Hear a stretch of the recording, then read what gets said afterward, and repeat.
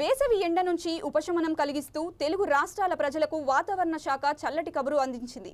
5 రోజుల పాటు రాష్ట్ర వ్యాప్తంగా మోస్తారు నుంచి భారీ వర్షాలు కురిసే అవకాశం ఉన్నట్లు వాతావరణ శాఖ అధికారులు తెలిపారు.